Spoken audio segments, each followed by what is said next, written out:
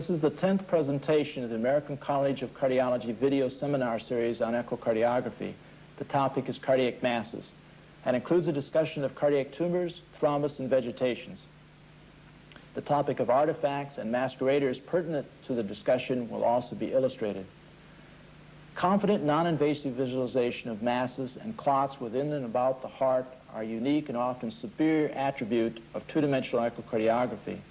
This tool has revolutionized the diagnosis, understanding of pathophysiology, and management of cardiovascular tumors, thrombus, and vegetations.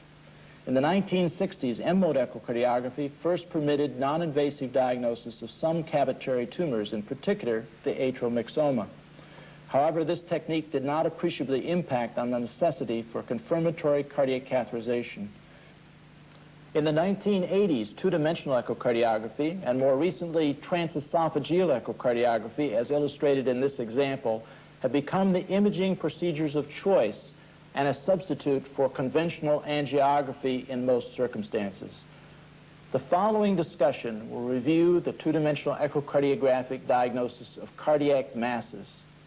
There are usually recognizable anatomic features which set each diagnosis apart. This first segment will deal with primary and secondary tumors of the heart.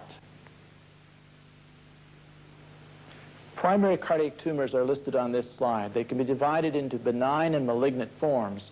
The most frequently encountered benign tumor in the adult is the atrial myxoma. In childhood, the rhabdomyoma. The most frequently encountered primary carcinoma of the heart is the angiosarcoma. This first example is a classic left atrial myxoma in a 44-year-old female. In this apex down format, the left atrial cavity is filled with a mass. Note that this mass lesion is attached to the atrial septum near the valve of the fossa ovalis and prolapses through the orifice of the mitral valve with each diastole. This typical attachment and motion is near pathognomonic of atrial myxoma.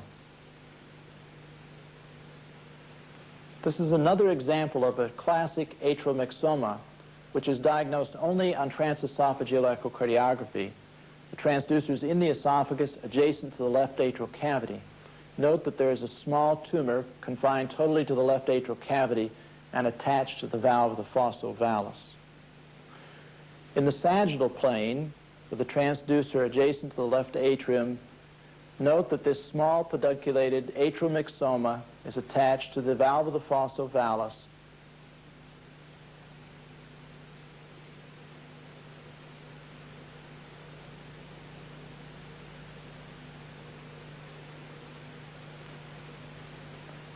This is an example of an atypical tumor in a 32-year-old man. Note that the left atrium in this peristernal long-axis view is filled with tumor. The mass prolapses through the orifice of the mitral valve and has many of the features equated with left atrial myxoma. In such examples, multiple projections should be obtained. Here, in the short axis scan from left ventricle toward the orifice of the mitral valve, note that the tumor is oriented laterally and in fact does not insert on the atrial septum. The fact that this tumor does not insert in the atrial septum should alert one to an atypical presentation. In fact, this is a metastatic osteoblastic sarcoma. Note as the scan is carried back down through the atrial cavity that it distinctly arises from a lower lobe pulmonary vein that is not attached to the atrial septum.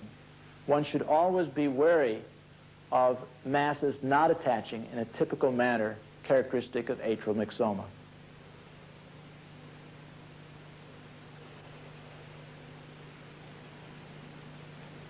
This next example is that of a syndrome myxoma in a 45-year-old woman. These patients are typified by having excessive freckling, note around the eyes and on the mucous membranes.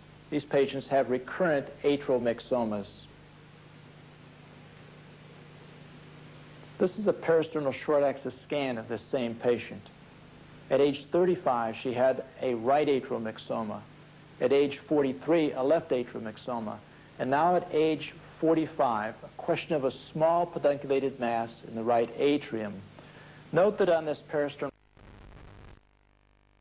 tumor is not adequately elucidated, and thus transesophageal echocardiography is to be performed to further delineate this questionable recurrent atrial myxoma.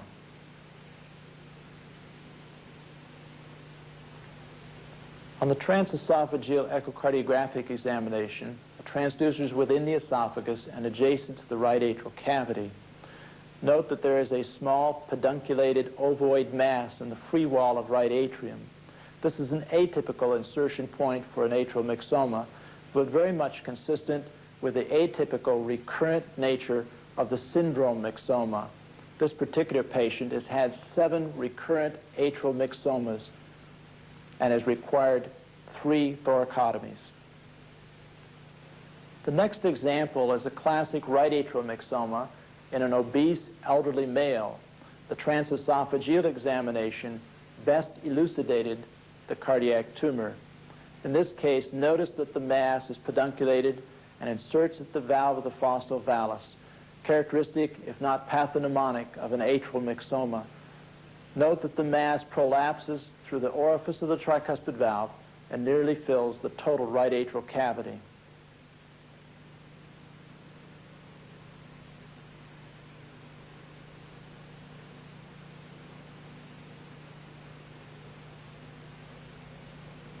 The next atrial myxoma is that of a dumbbell myxoma in a 70-year-old male. Note that an ovoid tumor bridges the plane of the atrial septum, as illustrated by the arrow. This type of myxoma prolapses through the valve of the fossa ovalis and appears to bridge the plane of the atrial septum, and thus is frequently termed a dumbbell atrial myxoma.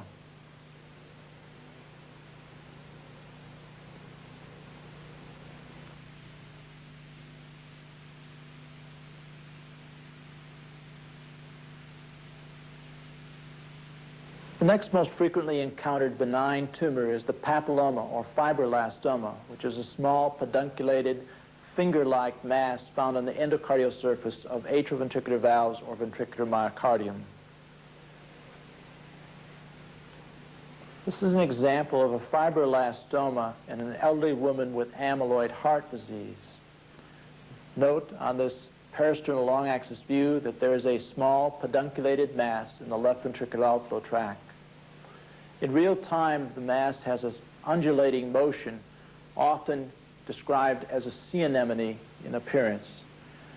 Other features on this echo, of course, are those consistent with extensive amyloid heart disease, the hyperrefractile myocardium, the thickened myocardial walls, and pericardial effusion. This is an apex-down, long-axis view of the left ventricular outflow tract in the same patient. Notice the hyperrefractile pedunculated mass in the left ventricular outflow tract. This small undulating tumor is very characteristic of the fibroelastoma or papilloma and is a benign tumor, rarely exceeding 1 centimeter in diameter.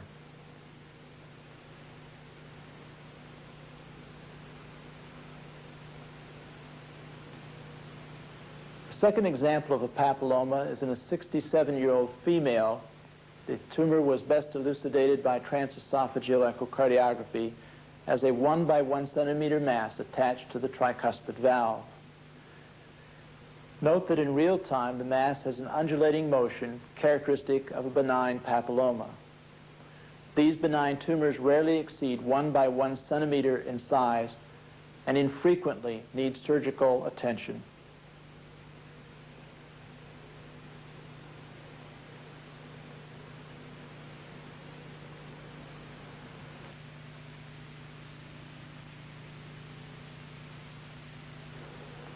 This is an example of atrial septal lipoma, or lipomatous hypertrophy of the atrial septum in a 70-year-old male. This is a subcostal 4-chamber plane of section. Note that the atrial septum is markedly thickened with sparing of the valve of the fossa ovalis. At the base of the septum, the thickness appears almost tumor-like. This condition is usually benign, although the amount of atrial septal hypertrophy may be quite excessive, but should not be confused with malignancy, atrial myxoma, or other more serious conditions.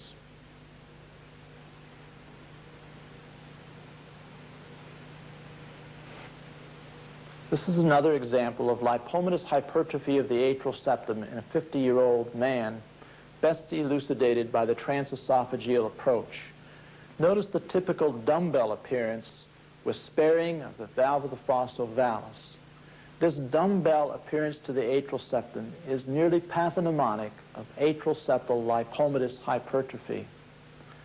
This is not always equated with a fatty body habitus and is a benign condition rarely associated with significant supraventricular arrhythmias.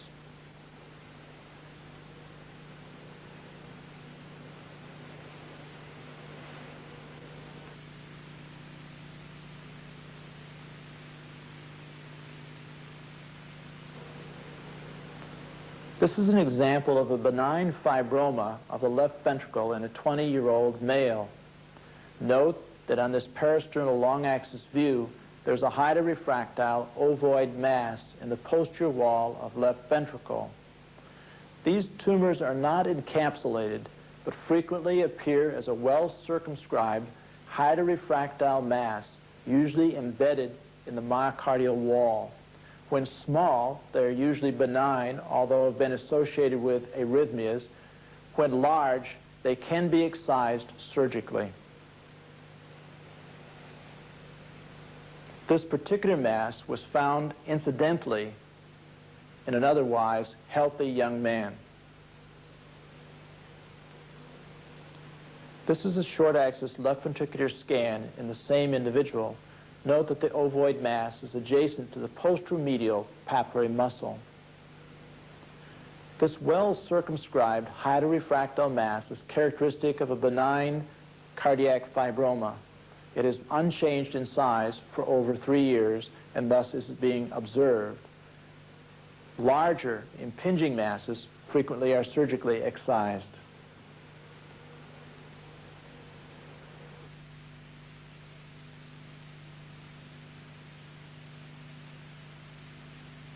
This is a 6-month-old female with tubular sclerosis and multiple cardiac rhabdomyoma. On the parasternal long-axis scan, there's a pedunculated tumor in the apex of left ventricle and multiple tumors found in the right ventricular cavity. The rhabdomyoma is the most common benign tumor found in children. It is most frequently associated with tubular sclerosis. The tumor can be variable in size. When large, it can cause inflow or outflow obstruction. Also, as the child grows older, the tumors have been known to regress in size. This is a short-axis scan at the level of the aortic valve in the same child. Note that there are masses visible in the right ventricular outflow tract.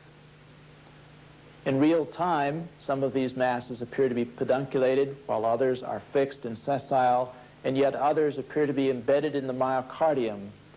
This is a typical spectrum of the benign rhabdomyoma of childhood. This is another example of rhabdomyoma in a 7-month-old female with tubular sclerosis. On this parasternal long-axis view of the right ventricular inflow, note that there is a large laminated mass in the right ventricular apex. This highlights the variable presentation of the rhabdomyoma in childhood.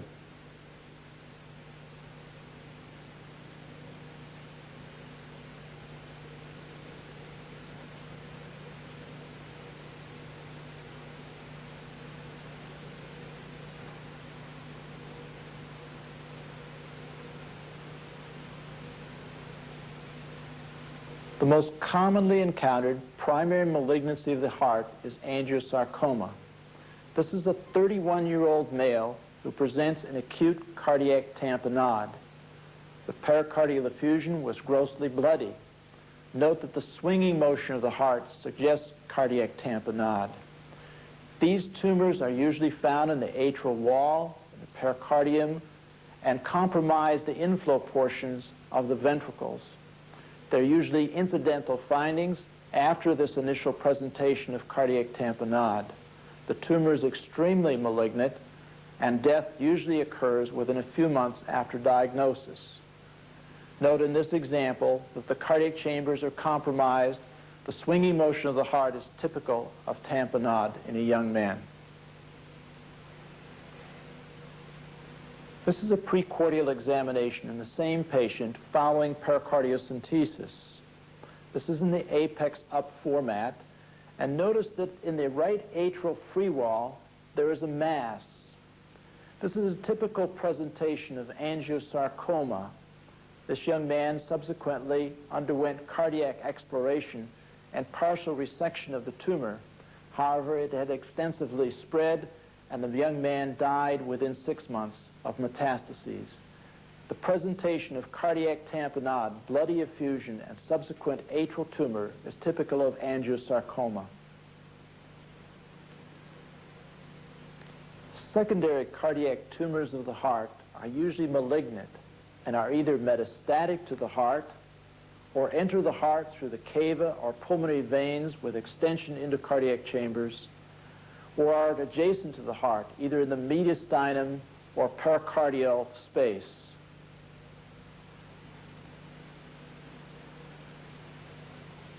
The tumor which most frequently metastasizes to the heart is the melanoma. However, in frequency, bronchogenic and breast carcinoma are more common. This is a 51-year-old female found to have a large mass in the posterior wall of left ventricle.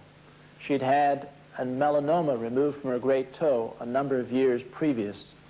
Note that there is a hypolucent mass in the posterior wall of left ventricle beneath the posterior leaflet of mitral valve. Note that this ovoid mass is relatively hypolucent and is not hyperrefractile, which would be more characteristic of a fibroma or lipoma. Other echocardiographic views are necessary to characterize benign versus malignant. On short-axis scan at the level of left ventricle, the tumor is clearly visible behind the left ventricular posterior wall. More importantly, the tumor mass appears to be incorporated into the myocardium and actually in the ventricular septum replaced the myocardium and is typical of a metastatic tumor. With scans towards the base of the heart and apex, this distinction of malignant versus benign nature becomes more evident. On closer examination of short-axis scans of left ventricle, note that this mass is incorporated into the myocardium, particularly along the ventricular septum. This is very characteristic of a malignant metastasis to the heart and is very characteristic of malignant melanoma.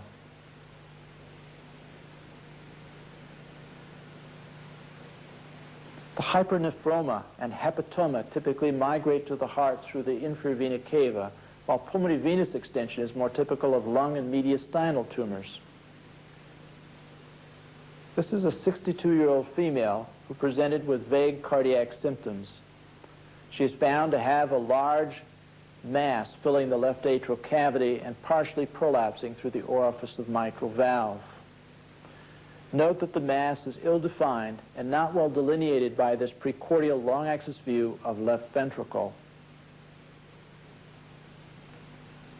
To further elucidate the nature of this mass, transesophageal echocardiography was performed. Note that there is a large solid mass of the left atrium and an extension of this mass thought to be thrombus prolapsing through the orifice of the mitral valve.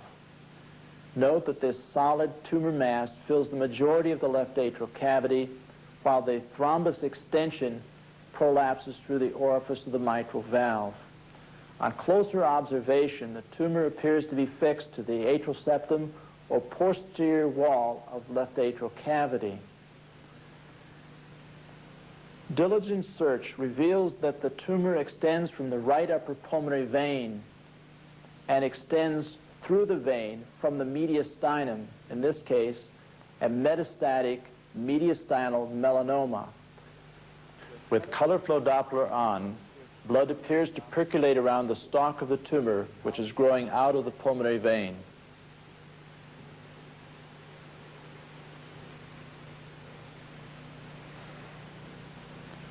Infravena caval extension of tumor is typical of the hepatoma or hypernephroma. This is a 60-year-old male with a hepatoma which has migrated up the infravena cava to produce a filling mass in the right atrial cavity. Note that this mass occupies the right atrium. It is important to further elucidate the origin of this tumor by visualizing the infravena cava.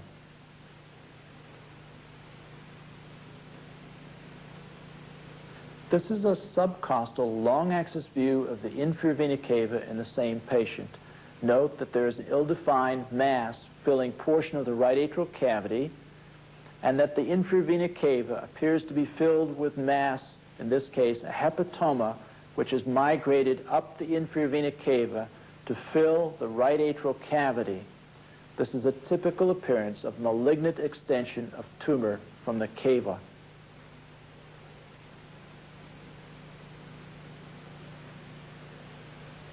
The lymphoma is the most frequent anterior mediastinal tumor, while breast and lung carcinoma frequently involve the pericardium. This is a 24-year-old male with a large anterior mediastinal tumor, typical of a lymphoma. Anterior to the aorta and the pulmonary artery is a large, ill-defined mass.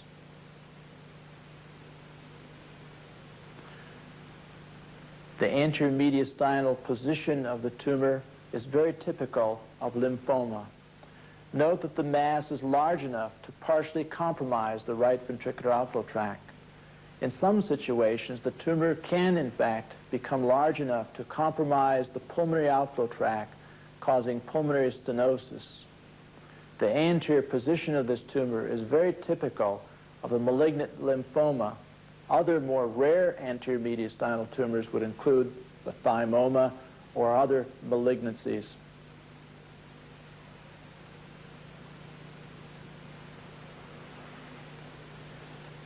In this same patient, the suprasternal examination highlights the extensive nature of this anterior mediastinal tumor mass.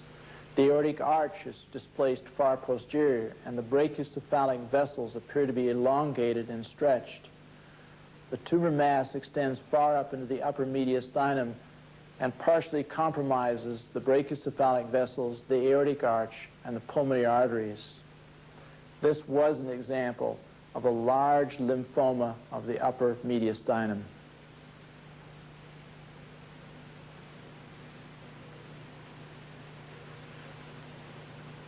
This is a 65-year-old male who was found to have an incidental cystic mass posterior to left atrium on routine precordial examination. Note that the mass appears ovoid and posterior to the left atrial cavity. The descending thoracic aorta is visualized as a separate structure and is not confused with this cystic appearing mass. This particular structure could not be completely elucidated by precordial examination, thus transesophageal echocardiography was subsequently performed. On transesophageal examination, the transducer lies adjacent to the left atrium and to a cystic mass outlined by the arrow. The pulmonary veins, the right lower pulmonary vein and the left lower pulmonary vein, appear to be distorted by this cystic structure. In real time, the mass has an undulating appearance and irregular consistency and was most typical of a bronchogenic cyst which compressed part of the left atrium but did not appreciably distort the right pulmonary artery or the other mediastinal vascular structures. With further superior scanning, in fact, the right pulmonary artery, is exemplified by this arrow, is not compressed, nor is the aorta or superior vena cava.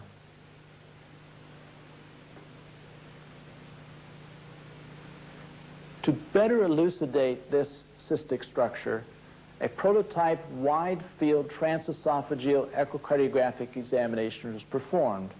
This is a 360-degree scan highlighting the descending thoracic aorta, vertebral body, and large cystic mass. Note that the mass appears as an ovoid structure.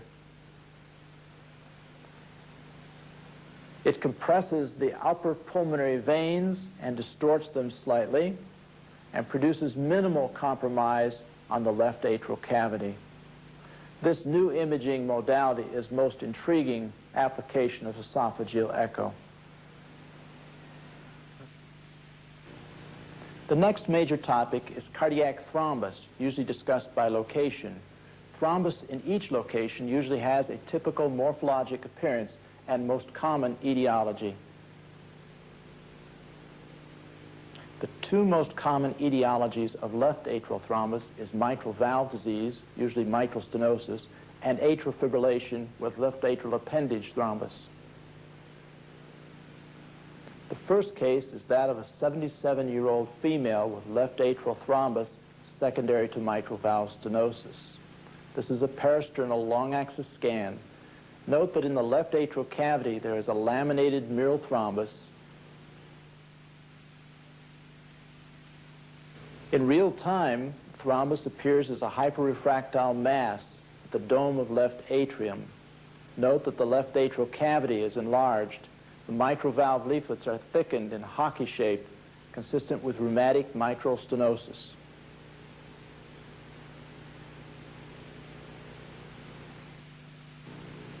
This is a subcostal scan in the same patient with a cardiac apex located downward. Note that mural thrombus is identified both superiorly and inferiorly in the left atrial cavity. This examination highlights the necessity of multiple planar imaging to visualize the total extent of mural thrombus in these patients. On this magnified view, the mural thrombus appears distinct from the left atrial wall.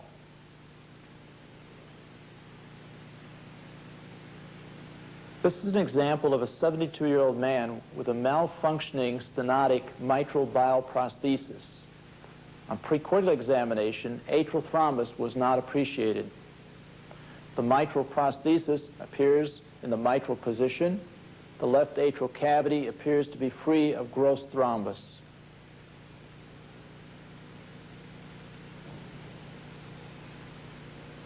In real time, the bioprosthetic valves appear to have some motion, and the left atrial cavity, both on parasternal long axis and short axis scan, appear to be free of gross thrombus. However, note that there is attenuation of the echo signal by the bioprosthesis as well as the anteriorly located aortic valve and intervening chest wall.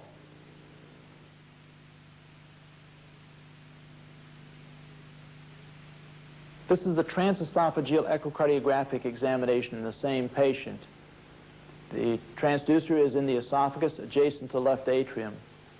Note that there is thrombus in the left atrial appendage as well as in the body of left atrium. This examination highlights the insensitivity of the precordial examination for the detection of even gross left atrial thrombus, particularly in patients with prosthetic valves where there is shadowing of the posterior atrial structures.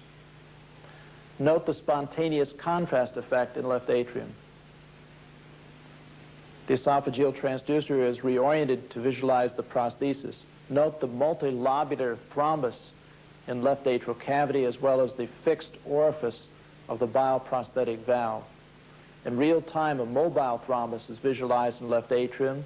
Also, the bioprosthetic cusps appear thickened and fixed and involved with thrombus.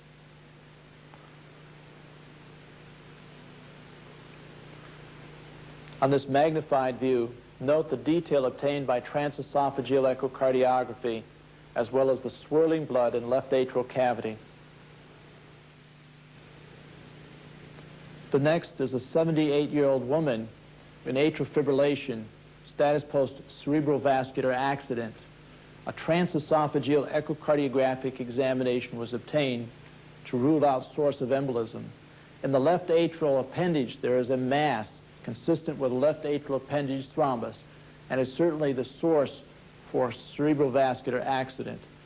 Note this mobile atrial appendage thrombus is clearly visualized by transesophageal echocardiography. The aortic cusps are visualized, as well as the body of left atrium.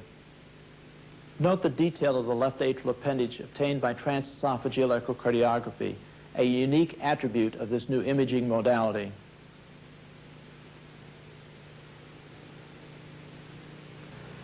The next example is that of a 78-year-old female presented with a pulmonary embolus and was found to have a free left atrial mass, the characteristic appearance of which is that of a peripheral embolus.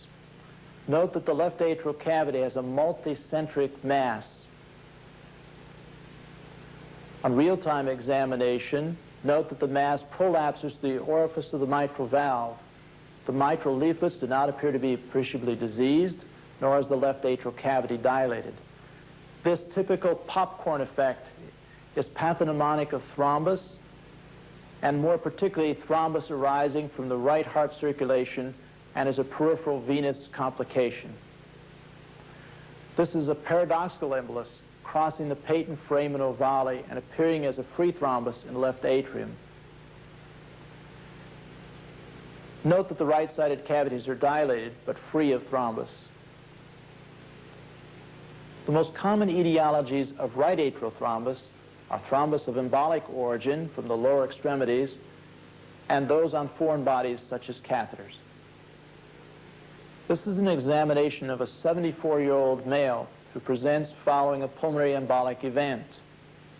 In the apex up examination, the right atrial cavity is identified as having a multicentric mass.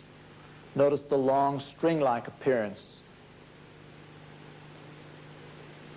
In real time, this multicentric mass has the characteristic features of peripheral venous embolus, transiently captured in the right atrial cavity, and most certainly the etiology of the pulmonary embolic event.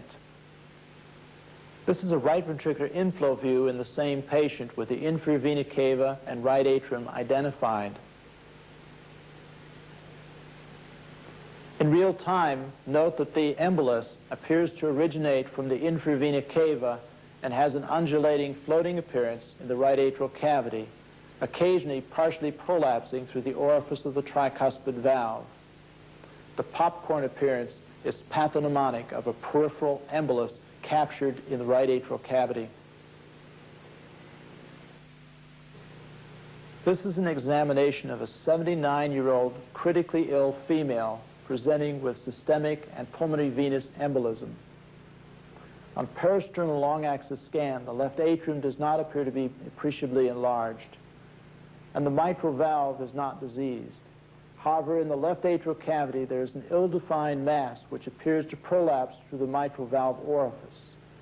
Also, in the right side of the heart, an ill-defined mass prolapses through the tricuspid valve orifice.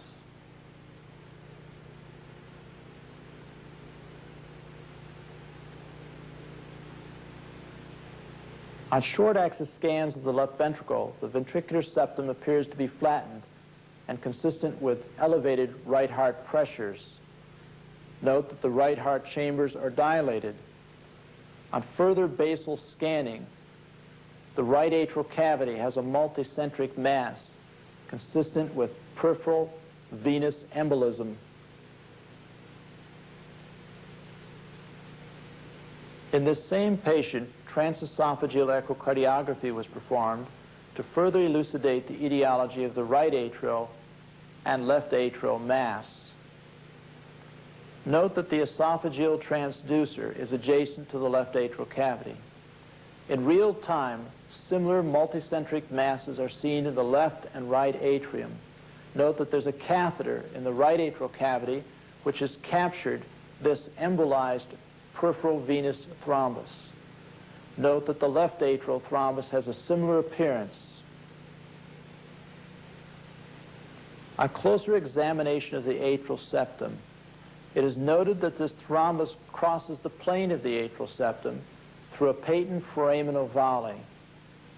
This proves the etiology of the left atrial thrombus to be a peripheral venous thrombus which has crossed the atrial septum through a patent foramen ovale.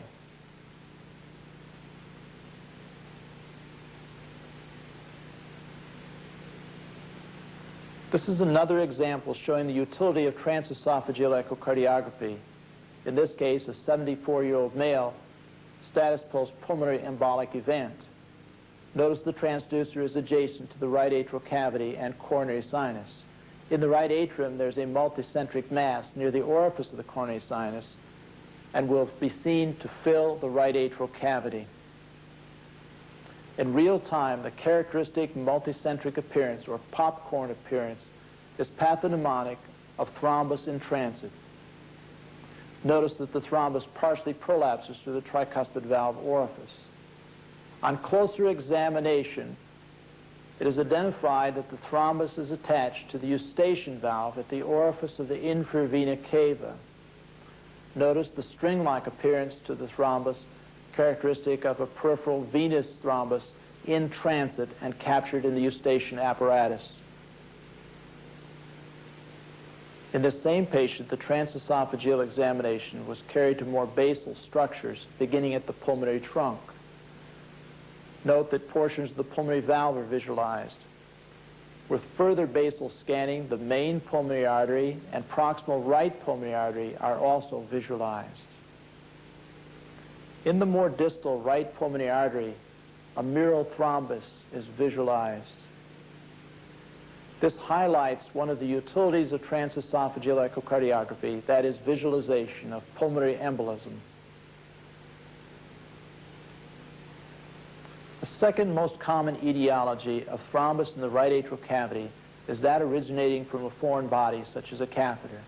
This is a 63-year-old woman with a pacing catheter traversing the right atrial cavity. Note the highly refractile catheter and the adherent thrombus to that catheter. The transesophageal probe is adjacent to the right atrial cavity. In real time, this mobile mass adherent to the catheter is clearly visible. Catheters such as central venous lines or feeding tubes are the most common association with thrombus adherent to a foreign body.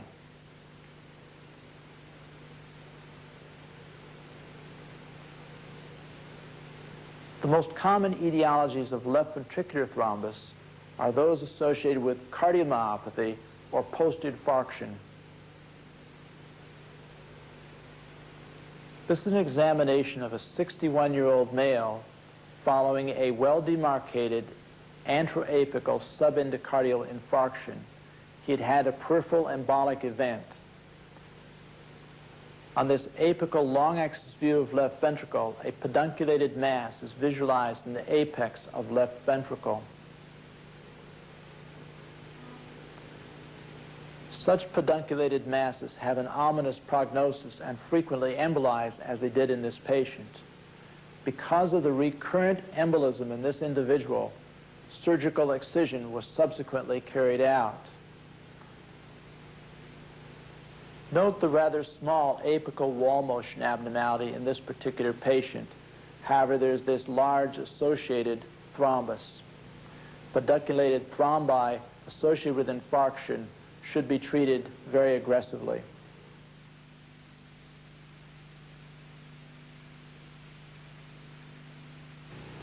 This is an examination of a 70-year-old man with an apical mural thrombus associated with a well-demarcated anteroapical aneurysm. Note that the mural thrombus is well adherent and confined to the apical aneurysm.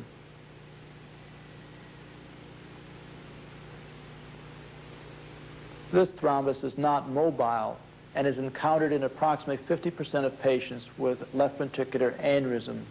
However, in the era of thrombolysis and anticoagulation, less commonly encountered.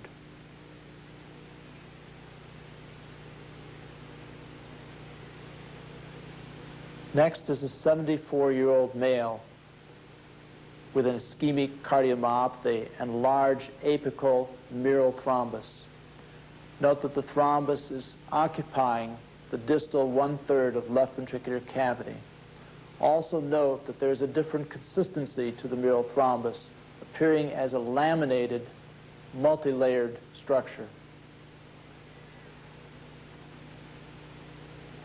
Patient is in a low output state with marked reduction in systolic function. This large apical mural thrombus has this unique appearance of being laminated, suggesting that the thrombus was laid down at different periods of time. On closer examination, the laminated quality of the thrombus is better elucidated.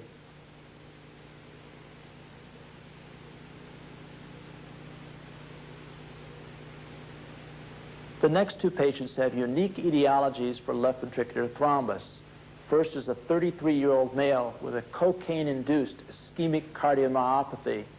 On this parasternal long-axis scan, the distal one-half of the left ventricular cavity is filled with a large mural laminated thrombus.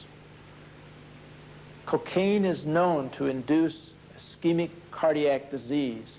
It is also associated with a diffuse clotting abnormality. On parasternal short-axis scan, the mural thrombus is identified at the base of left ventricle, but at the apex completely obliterates the left ventricular cavity. Also note that there's mural thrombus in the right ventricular cavity. All cardiac chambers are dilated and systolic function is severely depressed. In the apical four-chamber view, the atria are dilated, the atrioventricular valves are consistent with low output state, and in the apex of right ventricle and left ventricle, there is a large laminated mural thrombus. This young man died approximately 4 weeks following this examination of a severe end-stage ischemic cardiomyopathy.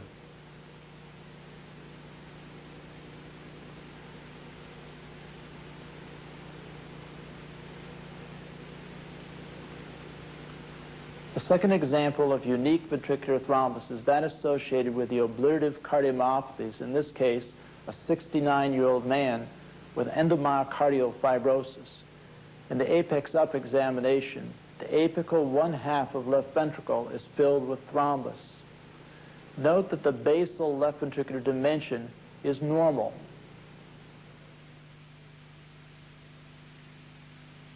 The obliterative cardiomyopathies are represented by endomyocardial fibrosis, Leffler's endocarditis, and the hypereosinophilic syndrome.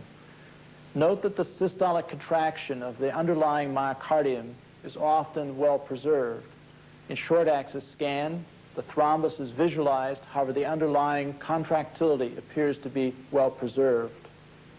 This is pathognomonic of the obliterative myopathies.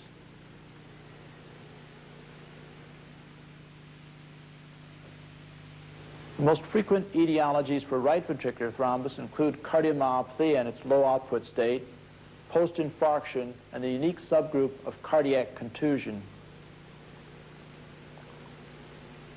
An example of right ventricular thrombus is shown in this 5-year-old male with severe pulmonary hypertension.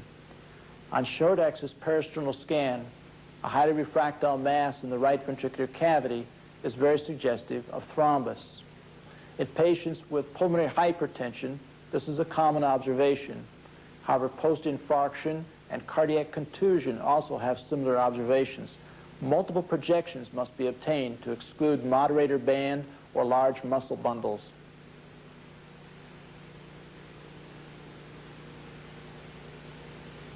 This is a 2-chamber scan, apex down, in the same patient. Note that there is a mass located in the apex of right ventricle. The right ventricle and right atrium are dilated. The ovoid mass, suggestive of thrombus, is adherent to the moderator band in right ventricle. The left-sided chambers appear to be compressed laterally. The ovoid appearance and adherence to the underlying myocardium is very suggestive of thrombus associated with severe pulmonary hypertension. The most common etiologies of extracardiac thrombus include perioperative hematoma and acute bleed into the pericardial sac. The example to be shown is a 59-year-old male with a postoperative hematoma presenting with cardiac tamponade. In this parasternal short-axis scan at the level of the prosthesis, marked P, a hematoma is visualized compressing inward to the right atrial cavity. This is a typical location of a perioperative hematoma. Tamponade is caused by inflow obstruction to the right atrium. This should be suspected in patients with postoperative bleed and sudden hemodynamic compromise. This is the apex up 4-chamber scan. Note that the hematoma is localized posterior to the right atrial cavity. This cystic mass compresses the right atrial cavity and compromises the right ventricular inflow. This is a very typical location for the perioperative hematoma. Note that there's no pericardial effusion, ventricular function is preserved. However, this large hematoma compresses the right atrium, compromises inflow, and invariably needs surgical decompression. Recognition of this thrombus formation is most important in the perioperative period.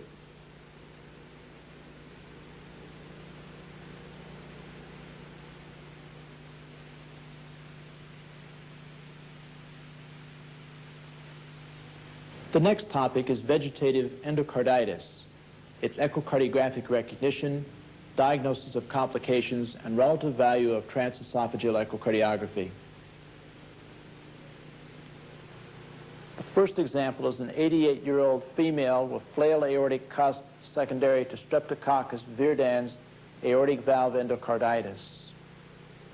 Note that the transducer is adjacent to the left atrial cavity. The aortic valve cusps are visualized centrally.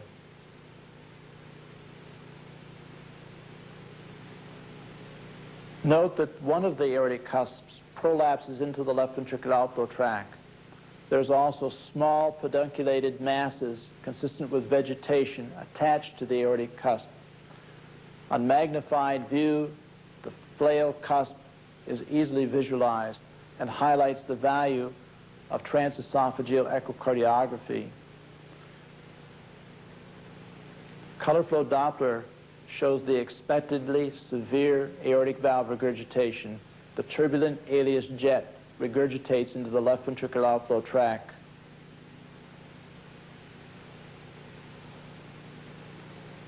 This is a 75-year-old female with aortic root abscess secondary to infective endocarditis. Transesophageal echocardiography is considered the diagnostic echocardiographic procedure of choice. Transducer is adjacent to left atrium. Posterior to an aortic prosthesis is a cystic structure compatible with abscess. The refractal struts of the prosthesis are visualized. The abscess is posterior. Note that there are small pedunculated vegetations attached to the bioprosthetic cusps. The abscess is located posteriorly. The vegetations prolapse into the left ventricular outflow tract. The abscess appears expansile, suggesting communication with the left ventricular outflow tract. On expanded or magnified views, notice the mass is expansile.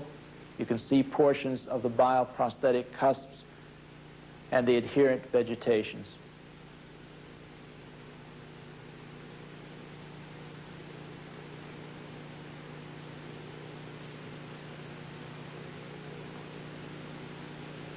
With color flow Doppler, an alias signal fills the abscess cavity, confirming communication between the left ventricular outflow tract and the abscess.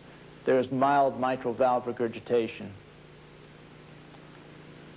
The next two examples are of mitral valve endocarditis, the first in a 77-year-old male with Streptococcus viridans endocarditis. On apical 4-chamber view, the mitral valve appears thickened and distorted. In real time, a pedunculated vegetation and prolapse of the mitral apparatus is clearly visualized. Precordial echocardiography has approximately a 50% sensitivity for the detection of vegetative endocarditis. The second example is a 59-year-old male with Streptococcus viridans bacteremia. On a precordial long-axis scan of left ventricle, the mitral valve appears thickened and there is mitral annular calcification. A clear vegetation is not evident in this examination. In this subgroup of patients, transesophageal echocardiography has been shown to be superior and increase the sensitivity from 50% to 80 to 90%. This is the transesophageal examination in the same patient. On the posterior leaflet of mitral valve is a highly refractile mass consistent with vegetation. In real time, this pedunculated mass is most evident.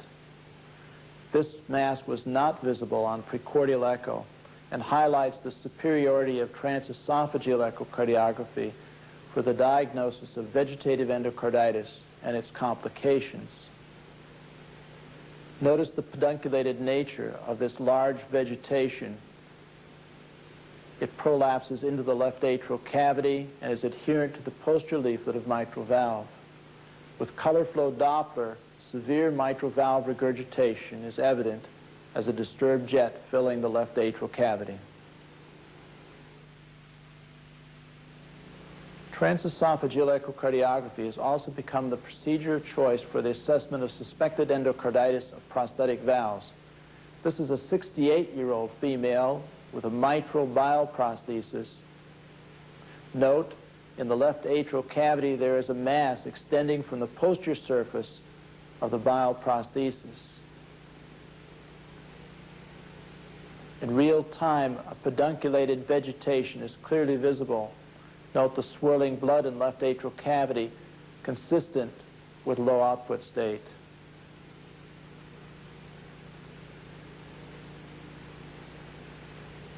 Posterior structures are not easily visible from the precordial examination because of the acoustic shadowing.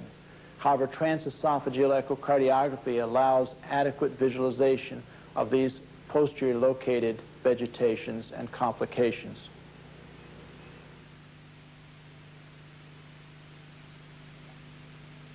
Right-sided endocarditis is more typical of the intravenous drug-abusing population. However, this is a 3-year-old child with staphylococcal endocarditis. A large vegetation is visualized on the anterior leaflet of tricuspid valve. This vegetation prolapses between right ventricle and right atrium. In the right atrium, a mass of echoes represents a catheter in this immunologically compromised patient, which had seeded its infection to the tricuspid valve. This child ultimately survived this severe complication. The next discussion are common artifacts and masqueraders of cardiac masses.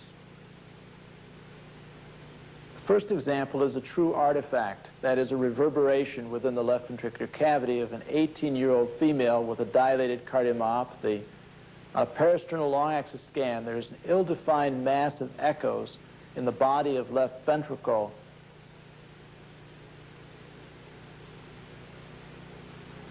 This mass of echoes does not appear to be adherent to the underlying endocardium and at times crosses anatomic planes.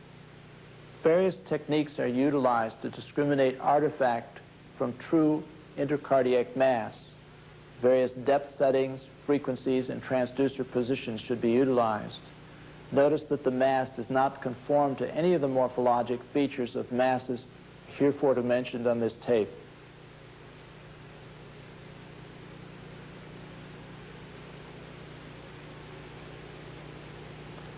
On short-axis scan, this ill-defined mid-cavitary mass persists, although gain settings and depth settings have not been changed.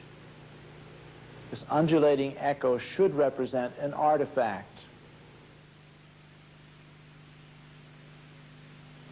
Note that there are no significant underlying wall motion abnormalities. When the scan field is widened, this mass of echoes disappears. And with the more narrow field of angle, the mass reappears. With the end mode cursor, the mass also disappears. This is diagnostic of an artifact. Notice that the artifact reappears with the end mode turned off. A common masquerader of cardiac mass is a diaphragmatic hernia. This is an elderly patient with a large diaphragmatic hernia prolapsing beneath the left atrial cavity.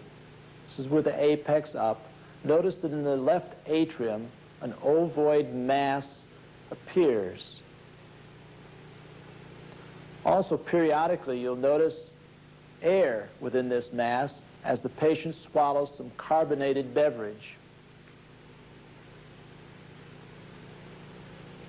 This mass occasionally is confused as either a solid tumor or an atrial myxoma. Swallowing carbonated beverage will frequently elucidate the etiology. Also, a plain upright chest X-ray will assist in diagnosing diaphragmatic hernia.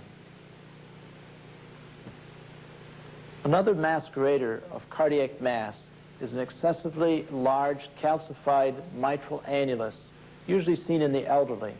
This is an apex down four-chamber view, and in the mitral annulus there's a large calcified mass of echoes. This is simply an excessive calcification of the mitral annulus and should not be confused with pathology.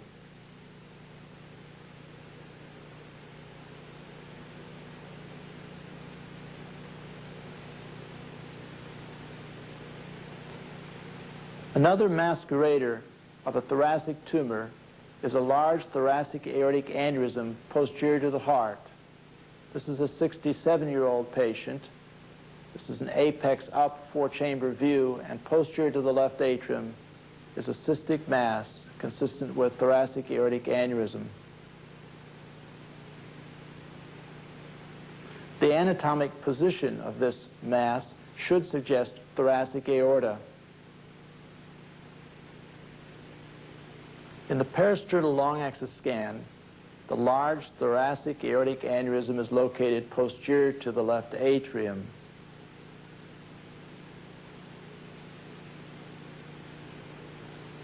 One mechanism of identifying this as aorta is to attempt to image the aorta in long axis. Transesophageal echocardiography, however, is a more diagnostic procedure and would delineate aortic aneurysm from tumor. The last masquerader is a large redundant eustachian valve, typically seen in younger patients, confused with atrial myxoma, thrombus, or tumor. Its attachment is at the orifice of the infravena cava. Note, in real time, the eustachian valve has an undulating motion within the right atrial cavity. It has a picture similar to that of a migratory thrombus. Its location at the orifice of the infravena cava is diagnostic. In this long axis scan into the right ventricular inflow, notice that the eustachian valve is attached at the orifice of the infravena cava, has an undulating motion in the right atrial cavity, and should be diagnostic of a large redundant eustachian valve. Two-dimensional and transesophageal echocardiography have markedly improved the ability to diagnose and characterize cardiac tumors, thrombus, and vegetations. By knowing pitfalls, characteristic presentations, echocardiographic appearance, and pathophysiology, a correct diagnosis can be made by non-invasive echocardiography.